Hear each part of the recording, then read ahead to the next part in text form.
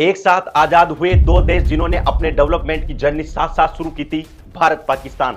उनमें से एक देश आज दुनिया की 5वीं सबसे बड़ी इकोनॉमी है, जबकि दूसरा देश पाकिस्तान आज इकोनॉमिक है। एक देश के पास में दुनिया की चौथी सबसे ताकतवर मिलिट्री है, जबकि दूसरे देश पाकिस्तान के आंतरिक हिस्सों से स्वतंत्र होने के लिए लगातार विद्रोह। एक देश बिलियन डॉलर्स की हेल्प दुनिया भर के देशों को दे रहा है, जिसे हाल ही में श्रीलंका को बिलियन डॉलर्स की हेल्प दी।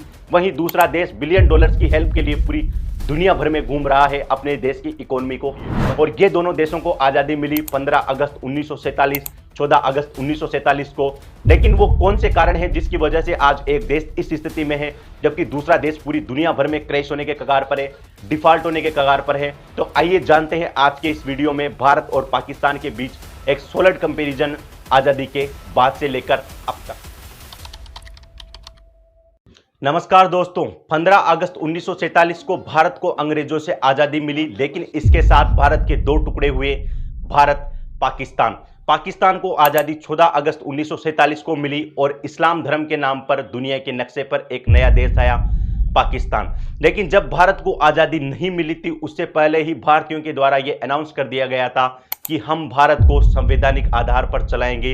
इसलिए अगर आप देखोगे तो 9 दिसंबर 1946 को आज़ादी से पहले ही भारत में संविधान निर्माण की प्रक्रिया शुरू हो गई थी और फाइनली 26 जनवरी 1950 को जाकर के हमारा संविधान पूर्ण रूप से लागू हुआ और भारत बना सेकुलर डेमोक्रेटिक एक रिपब्लिक स्टेट। जबकि पाकिस्तान में इस समय स्थिति कुछ अलग थी। पाकिस्तान में संविधान निर्माण का कार्य तो कई बार शुरू हुआ, लेकिन सैन्य शासन और सेना प्रमुखों की तानाशाही की वजह से फाइनली अप्रैल 1973 में जाकर के पाकिस्तान का संविधान लागू हुआ, जहां भारत में आम चुनाव 1952 में हुए और जवाहरलाल नेहरू आजाद भारत के पहले प्रधानमंत्री बने। जबकि पाकिस्तान में 1948 में अली जिन्ना की मौत हो गई और पाकिस्तान के पहले प्रधानमंत्री लियाकत अली खान को सैन्य तख्तापलट का सामना करना पड़ा। जहां भारत में आम चुनाव 1952 में ही हो गए थे, वहीं पाकिस्तान को पहले आम चुनाव करवाने के लिए 23 साल का समय लगा और फाइनली 1970 में जाकर के पाकिस्तान में पहले आम चुनाव हुए। इससे पहले पाकिस्तान में लगातार सेना का शासन चलता रहा, सेना प्रमुख तानाशाह बने रहे। आज़ादी के 75 साल में से 35 साल तक सीधे तौर पर पाकिस्तान पर सेना का शासन रहा। इस कारण पाकिस्तान के 20 प्रधानमंत्रियों में से एक भी प्रधानमंत्री ऐसा नहीं था जिसने अपना कार्यकाल पूरा किया हो। 4 बार सेना के द्वारा चुनी हुई सरकार को सत्ता से उखाड़ करके फेंक दिया गया। जबकि मैं बात करूं भारत की, तो भारत में अब तक 14 प्रधानमंत्री हुए और इन 14 प्रधानमंत्रियों में से 8 प्रधानमंत्री ऐसे थे जिन्होंने अपना कार्यकाल पूरा किया था। भारत में एक भी प्रधानमंत्री, एक भी सरकार ऐसी नहीं थी जिसको किसी सेना प्रमुख के द्वारा उखाड़ फेंक दिया गया हो। भारत में चुनी हुई सरकार को हटाने के लिए कई बार संसद में अविश्वास प्रस्ताव लाए गए, लेकिन इन अविश्वास प्रस्तावों को सफलता मिली सिर्फ 1 या 2 बार। आज़ादी के बाद भारत में जैसे ही संविधान लागू हुआ, भारत एक धर्मनिरपेक्ष राष्ट्र बना, जबकि पाकिस्तान ने अपने आप को इस्लामिक स्टेट घोषित किया। भारत के संविधान के तहत भारत में रहने वाले अल्पसंख्यकों को कई अधिकार दिए गए, जबकि पाकिस्तान में रहने वाले अल्पसंख्यकों की हालत कैसी है ये दुनिया को पता है। अगर मैं बात करूं 1951 की, तो 1951 में पाकिस्तान में 13% आबादी हिंदुओं की थी, जो कि 2011 के आते आते सिर्फ 2% रह गई। वही मैं बात करूं भारत की, तो भारत में 1951 में मुस्लिम आबादी 9.8% थी, जो कि 2011 की जनगणना में बढ़कर के 14.25% हो गई। इन आंकड़ों से आप आइडिया लगा सकते हैं कि दोनों देशों की माइनॉरिटी को संरक्षित करने के लिए सरकार ने कितना प्रयास किया है। दोस्तों, पाकिस्तान आज जिस हालत में है उसका पहला कारण है वहां पर राजनीतिक अस्थिरता और सेना का सरकार के बीच में अधिक हस्तक्षेप। लेकिन पाकिस्तान की हालत को सिर्फ हम पॉलिटिकल एस्पेक्ट से नहीं समझ सकते, हमें बात करना पड़ेगा भारत और पाकिस्तान को इकोनॉमिक लेवल पर। दोस्तों, भारत पाकिस्तान दक्षिण एशिया के 2 सबसे बड़े देश हैं जिन्होंने आज़ादी के बाद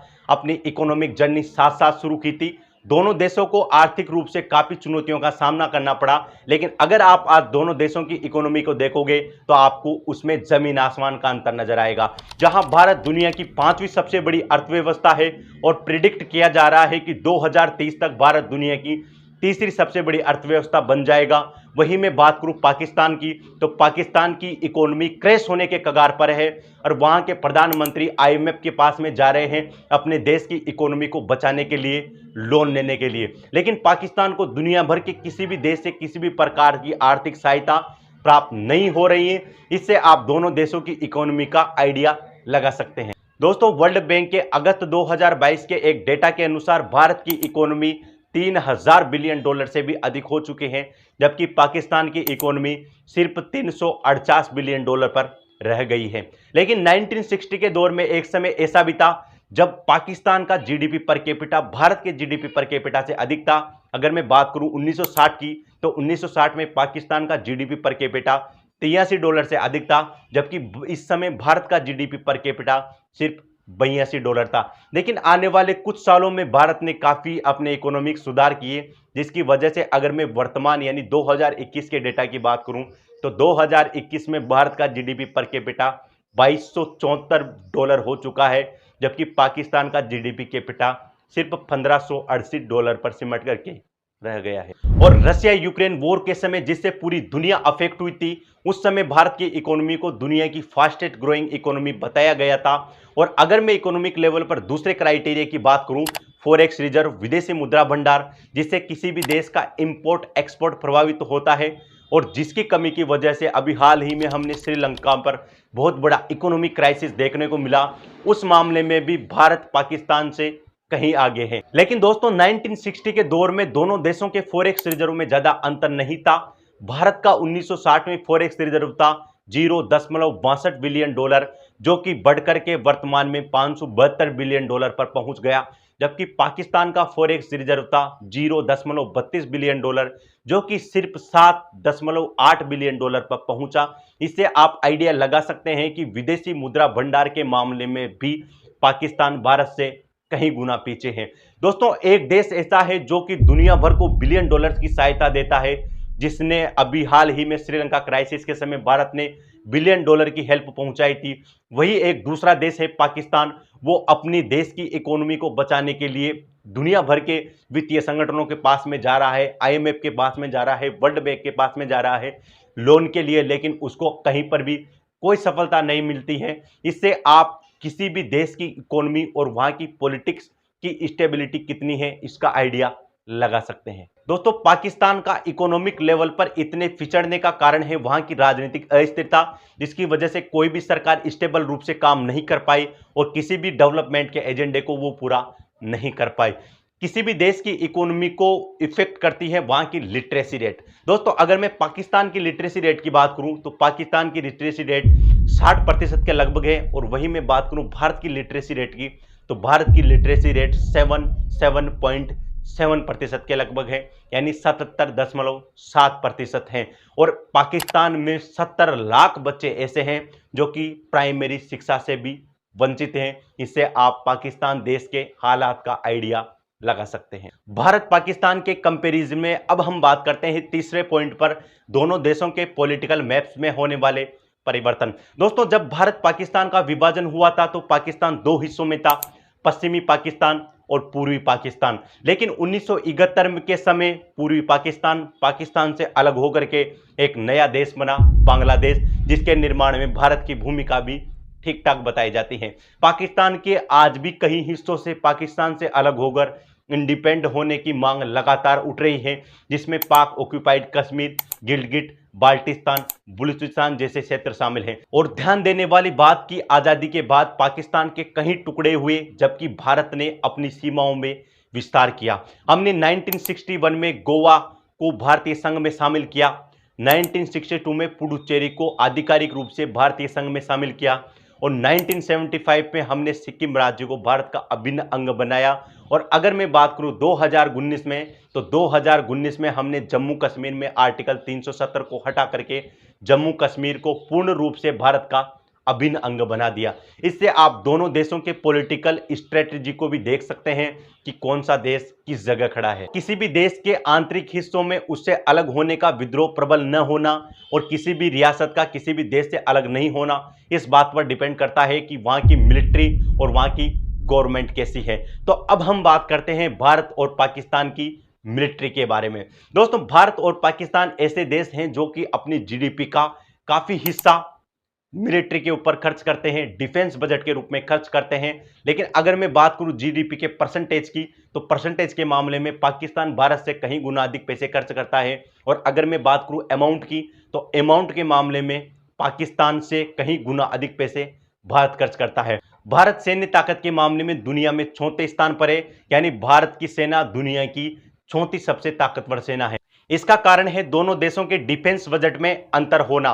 दोस्तों, 1960 में भारत का डिफेंस बजट 0.68 बिलियन डॉलर था, जो कि वर्तमान में बढ़कर के 70.9 बिलियन डॉलर हो गया।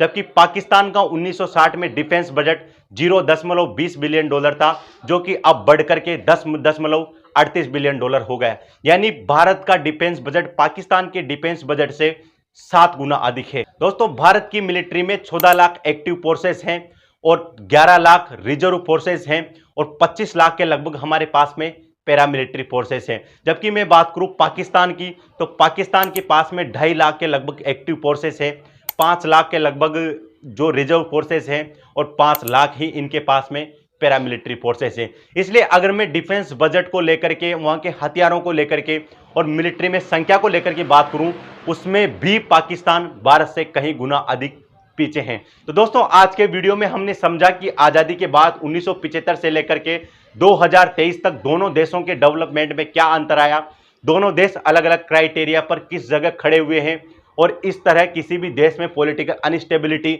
और सेना का अधिक हस्तक्षेप उस देश को कहां पर ले जा सकता है, ये हम पाकिस्तान को देख सकते हैं। तो आप लोगों को ये कंपैरिजन कैसा लगा? आजादी के 75 साल पिछले साल ही पूरे हुए हैं, इसको लेकर के मुझे लगा कि एक वीडियो इस पर बनाना चाहिए कि दोनों देश अभी कहां पर स्टैंड कर रहे हैं। दोस्तों, अगर आपको ये वीडियो अच्छा लगा हो और अगर आप इस तरह के और वीडियोस देखना चाहते हैं, जैसे भारत और चाइना के बीच में अगर आप कंपैरिजन चाहते हैं, तो मुझे कमेंट में जरूर लिखें। आप सभी लोगों का इस चर्चा में जुड़ने के लिए बहुत बहुत धन्यवाद। Thank you.